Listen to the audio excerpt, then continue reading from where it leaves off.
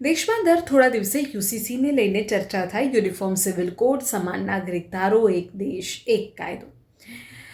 આજે પણ દેશભરમાં યુસીસીને લઈને ચર્ચા છે અને તેની પાછળનું કારણ છે સુપ્રીમ કોર્ટનું નિવેદન. સુપ્રીમ કોર્ટે એવું કહ્યું છે કે સમાન નાગરિક ધારો એટલે કે યુનિફોર્મ સિવિલ કોડ લાગુ કરવાનો સમય હવે આવી ગયો છે. ખાસ કરીને મુસ્લિમ મહિલાઓના અધિકારો અને પર્સનલ લોમાં રહેલી વિસંગતતાઓને દૂર કરવા માટે યુસીસીને એકમાત્ર ઉકેલ ગણાવ્યો છે.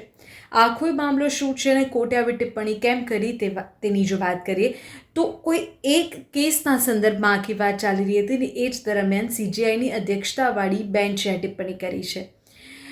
આજે મંગળવારે સીજીઆઈની અધ્યક્ષતાવાળી પીઠે એક મુસ્લિમ પર્સનલ લો હેઠળ મહિલાઓના વારસા હકોમાં થતા ભેદભાવને પડકારતી અરજી પર સુનાવણી ચાલી રહી હતી. આ જ સુનાવણી દરમિયાન જે સીજીઆઈની સાથે બેન્ચમાં અન્ય ન્યાયાધીશ હતા, જસ્ટિસ જય માલ્યા બાગચી અને જસ્ટિસ આર મહાદેવન, તેમણે એવું કહ્યું કે શરિયા કાયદાની અમુક જોગવાઈઓ મહિલાઓ પ્રત્યે ભેદભાવપૂર્ણ હોઈ શકે.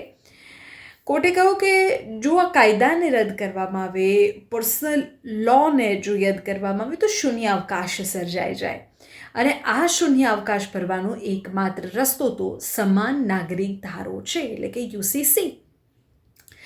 હવે આ વાતને સીજીઆઈએ આગળ વધારી, ચીફ જસ્ટિસ ઓફ ઇન્ડિયા આગળ વધારી અને તેમણે કહ્યું કે આ સમસ્યાનો જવાબ સમાન નાગરિક ધારામાં છે. કોર્ટે એ પણ નોંધ્યું છે કે બંધારણના રાજ્યનીતિના માર્ગદર્શક સિદ્ધાંતો મુજબ યુસીસી યુનિફોર્મ સિવિલ કોડ લાગુ કરવાની જવાબદારી ધારાસભાની છે એટલે કે સંસદની છે. કોર્ટનું માનવું છે કે કોર્ટ દ્વારા કોઈ પણ કાયદો રદ કરવામાં આવે તેના કરતાં સંસદ દ્વારા નવો સર્વગ્રાહી કાયદો એટલે કે યુસીસી બનાવવો વધુ યોગ્ય રહેશે. સુપ્રીમ કોર્ટે તો કહી દીધું છે, પણ શું કેન્દ્ર સરકાર પર સુપ્રીમ કોર્ટના નિવેદનનું કોઈ દબાણ આવશે? શું કેન્દ્ર સરકાર હવે સંસદ મારફતે યુસીસીના બિલને લઈને કોઈ આગામી કાર્યવાહી કરશે? કારણ કે સુપ્રીમ કોર્ટે તો કહ્યું છે કે આ વિસંગતતાઓને દૂર કરવા માટે યુસીસી એકમાત્ર રસ્તો છે અને એક કોર્ટ કોઈ કાયદો રદ કરે એના કરતાં સંસદ સર્વગ્રાહી કાયદો બનાવે એ વધુ યોગ્ય રહેશે.